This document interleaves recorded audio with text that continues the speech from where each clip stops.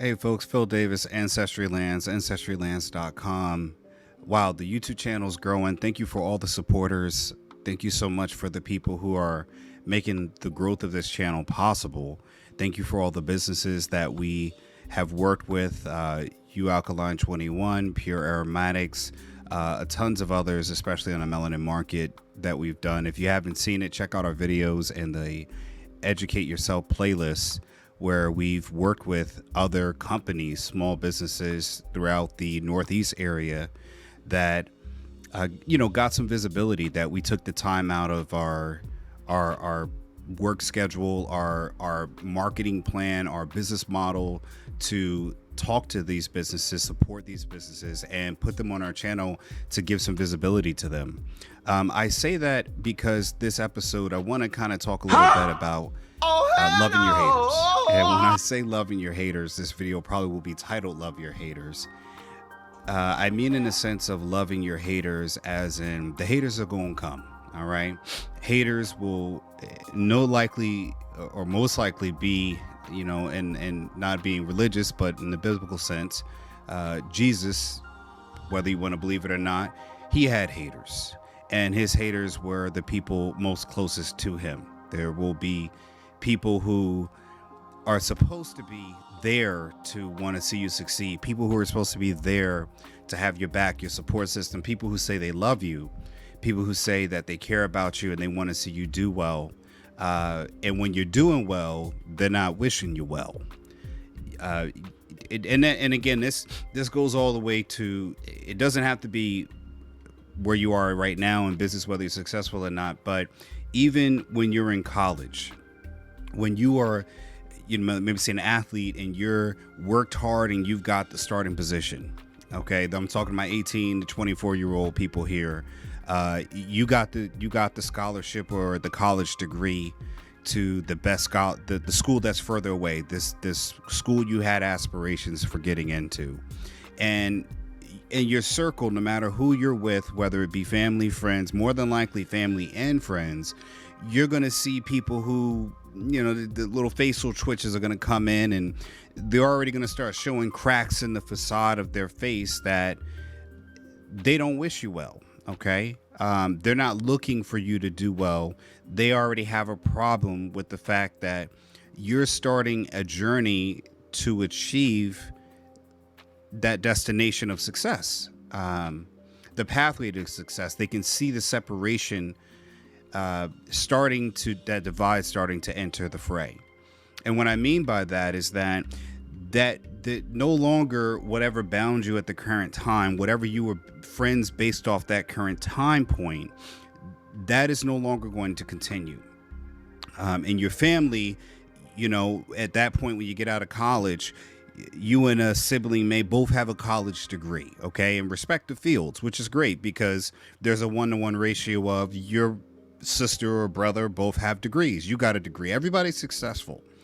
And that's the first start, is that, we both have the check mark of the same thing. And that's when you're getting the certificates. All right. But the certificate in life requires, how can we say, more itemized deductions or qualifications on what it means to be successful. And as you start to achieve those things, like, something that separates you from the best, like I said about the starting position in college, when you get the starting position, no one else is in the starting position. It separates you from the second string or third string player.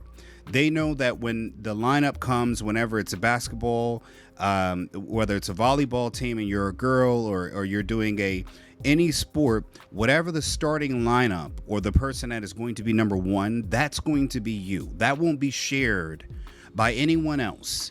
That means that in order to get to that spot, they have to take that spot from you. And that means that they're going to have to compete for that spot. Okay.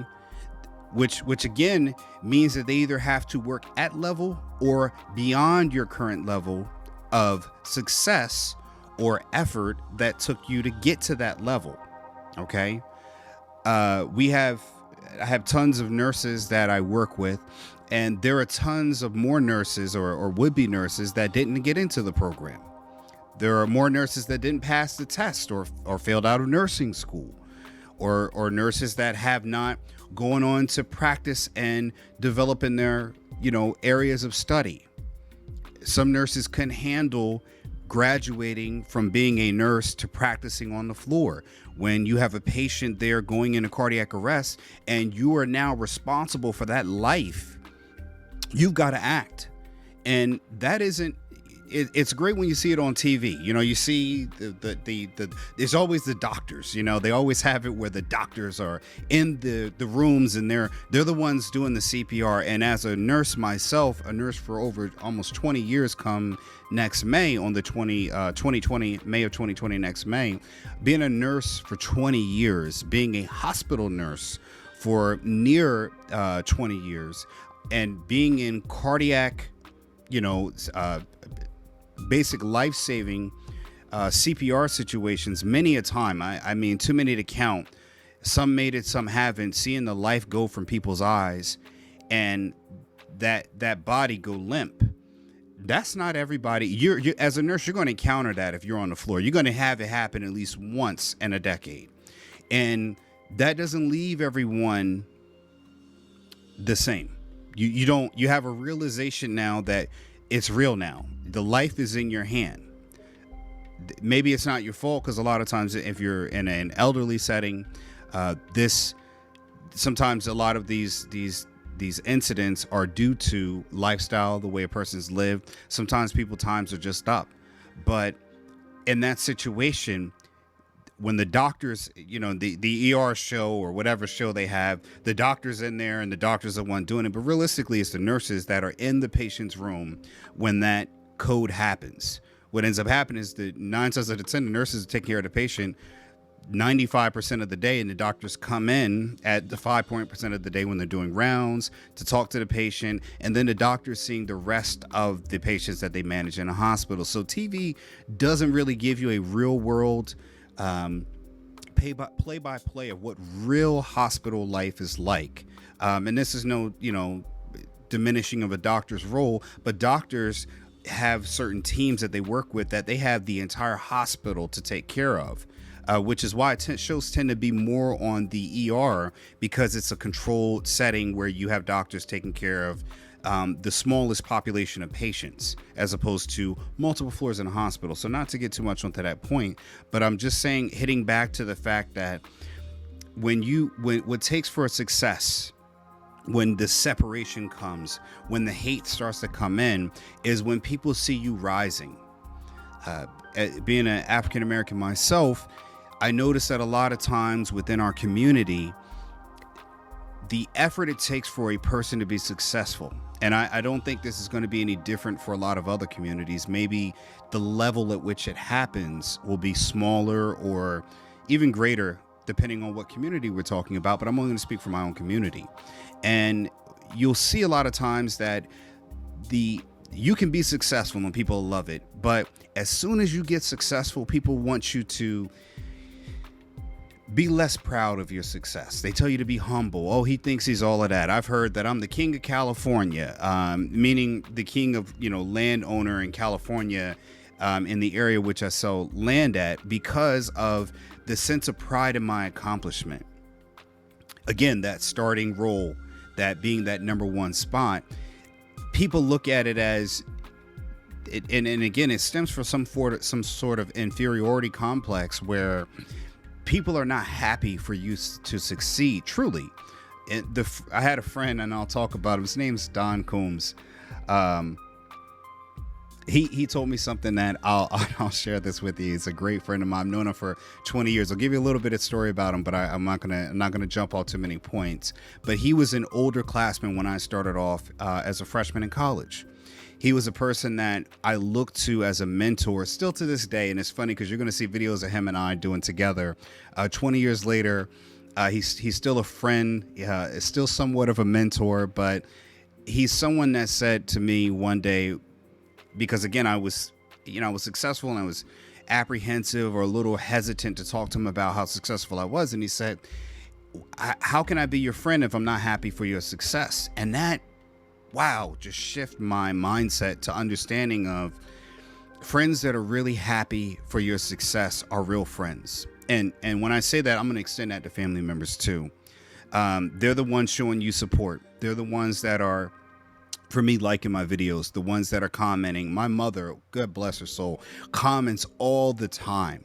My dad, he leaves these fatherly comments a lot of times on different pages or different videos that I've done, showing how proud he is of me as a father, and me being a father myself.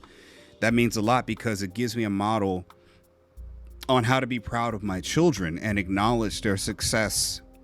And he does it differently because he has, my brother and I, we have different levels of success to measure by. And that doesn't mean that my brother's any less successful than me. He's very successful. I mean, he's a elementary school teacher in New York City, and the lives he touched, that has far-reaching implications into the future. But what you'll see time to time is that people who are happy for you, they're going to show up. They're going to be supportive. They're going to leave you a room or a place for you to talk about that success. And they're going to understand that you're not bragging about your success. When you get a nursing degree or you get a college degree, are you bragging about the fact that you got a degree? Now, to the people who don't have degrees, yeah, it's going to seem like you're bragging. But for another person that has a degree, they're going to understand that what you're bragging about is the hard work that you put in to achieve that goal or that accomplishment in life. And that's what people miss all the time. They miss that you're not bragging about the fact that you got to a place. You're bragging about the fact that you put in the work to qualify you to be at where you are on that destination on your journey. Let me say that again. People tend to hate what they believe is you bragging about the fact that you got to the top of that mountain. What they don't understand is you are actually bragging about the amount of effort, the amount of times you almost failed, the amount of times you had to put in more work, the times where everyone was asleep and you were still studying, you were still lifting, you were still polishing your skills or getting better or overcoming a failure that led you up to continuing on that journey to that mountaintop that they now call success. That's what they're missing. This is why they hate, because they only see the mountaintop. They don't see the path that you took to get to that mountaintop. Now, if anybody understands what I'm talking about, leave a like and a comment down in the comment section below, because again, this isn't just for me as a 40-year-old father of 3, married husband for 10 years. This is for anyone that has accomplished something in life and sat around talking about that accomplishment, and people looked at it as like, oh, you bragging now. And when I'm going to go back to the community is that once you do that and you get that level of success, people start to look at you differently. Like, they didn't see you working this whole time to get there. They didn't see you about to fail. For anybody who knows me going back 20 years ago, I didn't pass my nursing test until the 4th time I took it. There's a family that is up in Staten Island, New York. I'm going to mention them by last name only, the Vancotts. I was taking care of their daughter in home care, and they saw me fail, try again, fail, try again. And when I finally passed, they understood when I was happy and I came in that day and told them that I passed my nursing test, my NCLEX exam, after being 2 years postgraduate of trying to pass this test. And again, you've seen other videos where I talked about it. There's you didn't pass. That's how they give you the NCLEX. There's you didn't pass, you were near passing, or you passed. Each time I got that I was near passing, which meant that a question or two is what separated me from passing, and then I was near passing, which is still, you still didn't get the license. So I had 2 years of waiting for that. Now, fast forward to where I'm at now. My nursing skills, I don't think that any nurse that I work with will tell you I'm not a strong nurse. Strong nurse means that you're a nurse that other people can look to rely on. You're going to respond. You have good wisdom and good clinical practicing skills. And again, in the nursing world, people give you that achievement. That's not something that you can claim. Okay. That's something that you earn as a title. Doctors give you that respect too as well, because of your clinical practice skills, the way you are, your diligence in there. So in that world, you don't get the hate because lives are on the line, and what's at stake doesn't require the hate. Your success as a nurse is a resource to people. And that's the other part we're going to get to, is that the problem with the crab in a bucket mentality, the hate in the community, is that people don't understand when you get to that mountaintop, when you get to that place that people call success, people don't understand what happened now is you're bragging about the fact that you now have the path that you've taken to get to that mountaintop. You now can tell people how to climb up that mountain. But what people want is they want to be at the mountaintop without taking their own path, or they feel that their path is the only path that can be taken for themselves. I'm gonna let you digest that for a minute. Or they're looking at, if they're older than you, they're looking at their life and now they're measuring their success for your success, and they don't want to see you upgrade past them. It's like a old 88 Benz looking at a new Benz and just being like, well, I don't like, the GPS location on there. That Bluetooth's distracting. Instead of looking at that, I paved the way for this new BMW to be a continuing top model brand. I think the movie Cars had a perfect, I think it's Cars. Yeah, Cars, the first one, where you had the old hot rod. He was hating on the younger hot rod, McQueen, because of his journey. It had nothing to do with McQueen's journey. But again, instead of looking at, I guess he came to that part of, he eventually became a mentor because he saw that, the younger hot rod, he's just living his life. But instead of, and what he didn't end up doing was imparting those lessons onto the younger hot rod for him to understand that path of what got him there. How he got kicked off the circuit and how he could have done better, instead of teaching him that path at the mountaintop. Now, again, I'm going to tell you something. What you keep missing with this, the correlations here, is that I'm sitting in front of mountains. There's a house behind me, Ancestry lands one generation to the next. Okay. The reason why the house is there and the mountains are there, and you see the crown over my head with the sunlight, again, these mountaintops, again, you see these little lines, these little streaks, those are crevices, okay? That's a path water took when these mountains had to merge together. My mentor, Don, and I, we talked about this. The pressure that it took to make these mountains top where they look beautiful for people to climb. And again, when people climb up this path and they get to those mountaintops, that journey, that pathway that they climb is what people tend to miss.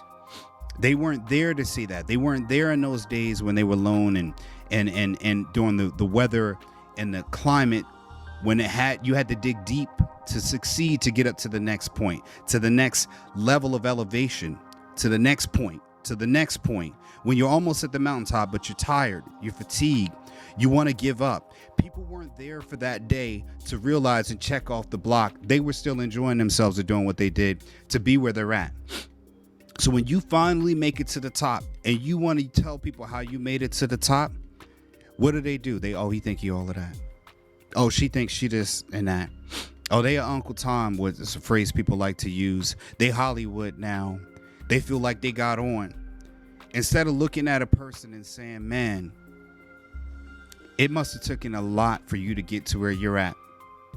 Now I'm not talking to the people, and I'm not going to be, for people who got a helping hand to get their start. You got the thing about with Donald Trump. They said his father gave him millions of dollars to get started off. Well, I mean, I'm not talking about that. I'm going to talk about the people who got it out the mud, such as myself. And what you see is that when you get to that mountaintop, you're telling people about the path, the journey that you took to get there, and you're celebrating that. When a person, you're a football player, right? When you score a touchdown, okay, you're scoring that you got through 11 people on the other side, trying to tackle you, trying to hurt you, trying to stop you from progressing. When you're a basketball player, a female basketball player, when you come from one side after the other team scored, and now you're going up, you're dribbling past that person, you got defenders.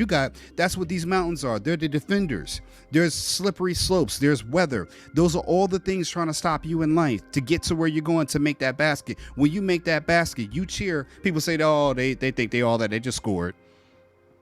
It wasn't no one on the court. There wasn't no one on the field, and you just ran straight. Even when you're a track athlete, I ran track in college. Okay, you're 18, you're a track athlete. You're running against time and everybody else. You're running against everyone else to come into a place, but you're also running against time itself. You're running against the weather. Not every track was, some tracks have different, different material that you run on. When I ran, our high school track was gravel. You had to have different cleats. So it's different equipment for every step on the journey to be successful.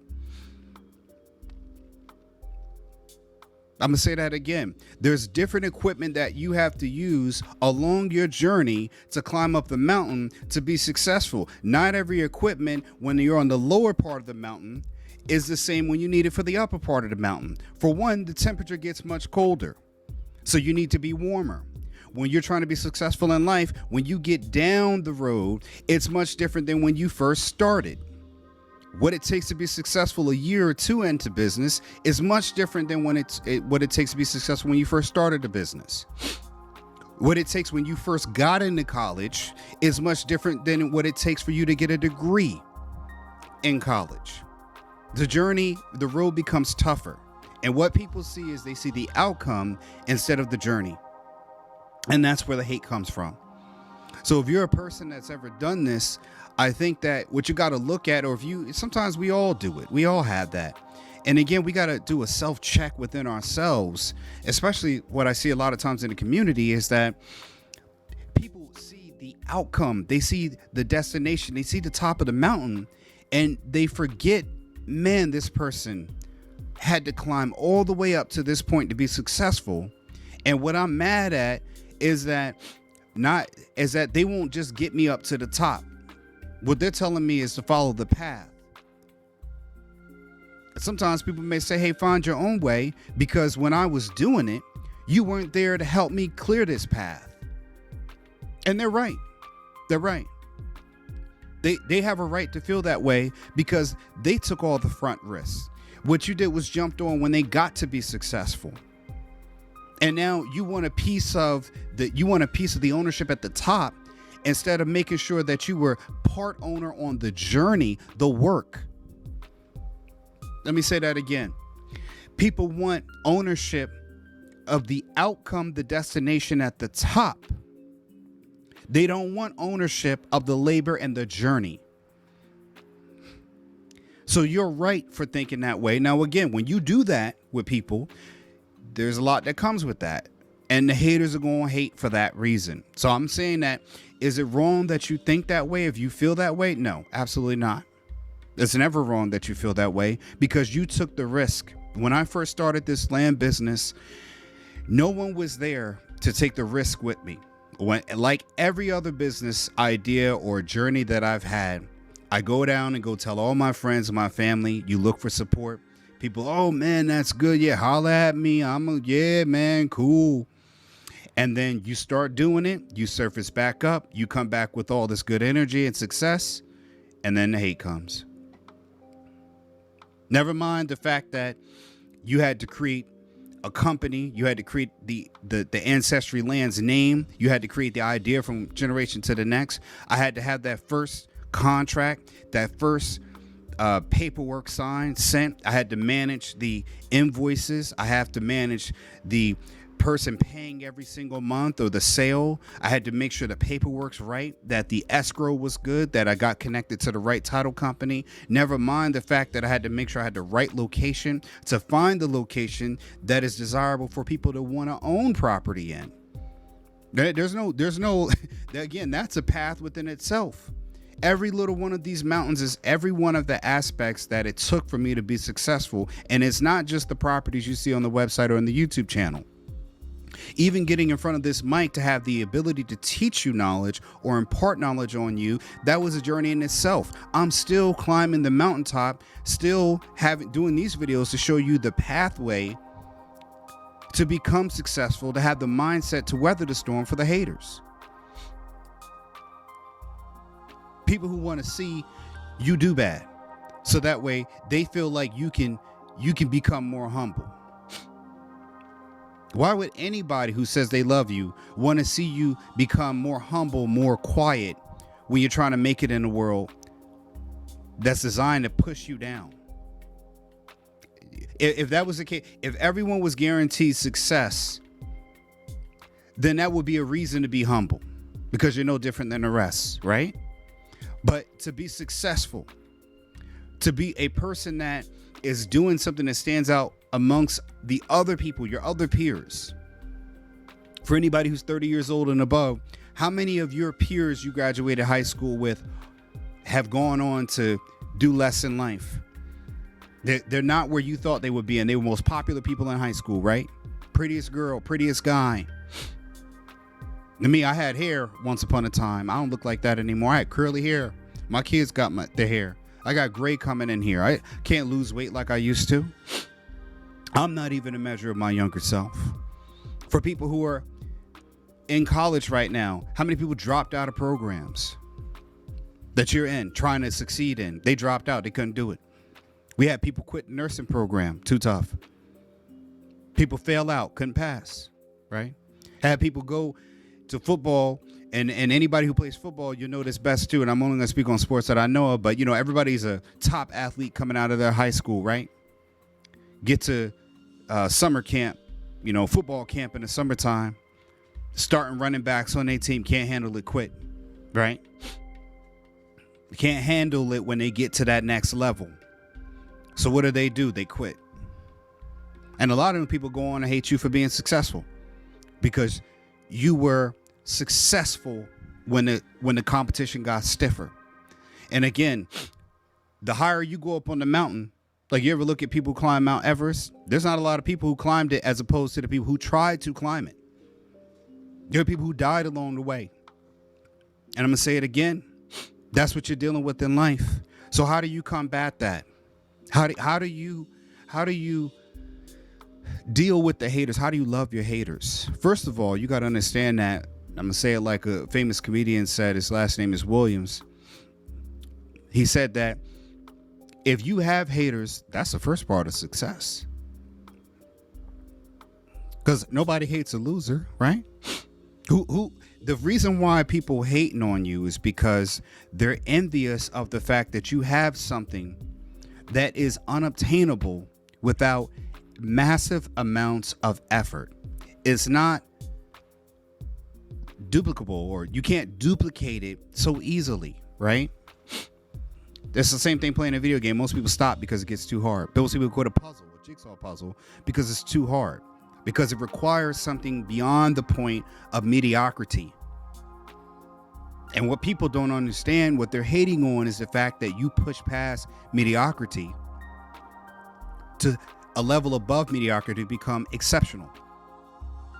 So when you have that exceptionalism within yourself, people tend to want to throw dirt on it and want to throw shadow on where light is. And that's a shame. It really is. It's a shame, but it's a natural phenomenon. And you're going to have less people who understand that path and that journey who are going to be cheering you on and supportive. So I say love your haters. Love the people who want to admonish you for being successful, because they are a reminder of the fact that you are successful, that you went past mediocrity, right? Because when everybody's got the same, everybody's happy and everybody can brag about being the same, but people really get kind of in themselves when it becomes to something that's different. So this is the first part of loving your haters. The second one is that you got to keep haters at an arm's length, because what haters like to do is they like to get close, find out things that are you successful, and they're waiting on things for you to be failure at. They're looking for things to show that you're not who you are, things to look at that you're not successful, things to show that Hey, they're the time they're dream shooters. They shoot your dreams down. They punch holes in plans. They rarely listen to what you want to accomplish. They don't listen to your plans as they're developing them. They don't listen to your drive and motivation. They don't even listen to what goals you have. That's pretty much them imparting their themselves onto you. Oh, here's what you should do. Oh, you're going to feel like this and you're going to be happy when you get that. They never stop to ask, what do you want? This girl I work with in the hospital, and a lot of times I'll talk to females and they'll tell me about, having a successful marriage, having a good quality man or high value man, and this, and this. And the first question I tend to ask them is that, well, the man you're looking for, what does he want? What does he require in a woman? And are you that? And they'll say, yeah, I am that. And I'll say, well, what is the guy that you want? What does he want out of a woman? And they'll say, I don't know. They'll look for me for the answer. And I'll say, well, then you haven't done your homework because you don't know what equipment that you need to take on the journey and for a man that you're looking for. You want a successful marriage. Did you bring the equipment for the journey of having a successful marriage? That's what I'm asking. Again, everyone looks like you just get to the mountaintop, and that's just they want outcomes. They don't want process. I tell my kids the same thing. When you're doing math, you got to understand not just 2 + 2 is 4. You got to be able to explain and understand the process and why 4 items divided up into 2 separate groups, when you add them together, equal 4. The process, because when you do multiplication and it's more than 2 + 2, when it's 22 + 22, the process is still the same of addition, right? It doesn't change. That's what I'm trying to explain to people, is that, again, you got to bring the right equipment for the journey that you're taking. And along the way, different equipment will be required in order for you to be successful. And what people will tend to see is never that you had to change equipment. Sometimes you didn't have the right equipment and you had to create something, or sometimes you had to use your own wits. They're never going to appreciate that. What you got to do is find other people who have been up on that mountaintop. Maybe people who failed at high points. People who failed at clearing that path. Not people who are down at the bottom telling you, oh, I'll wait till you get up the top and then I'll follow. Not them. Anyone who started to take the journey can appreciate you going past them.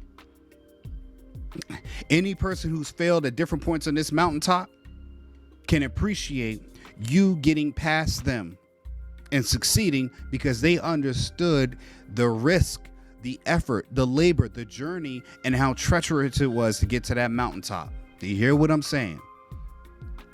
So again, folks, I'm going to leave you at that, to understand that you're not alone in that.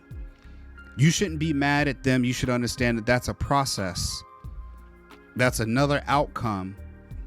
Just like the temperature is going to drop the further you get up to the mountain. It's not the temperature hates you. It's just a byproduct of you being successful. And anyone that might have hate in their blood, that might have looked at someone and been like, oh, they Uncle Tom, or this and that, or said something that, is, admonishing another person that's successful. I ask you to look to what it took for them to be successful.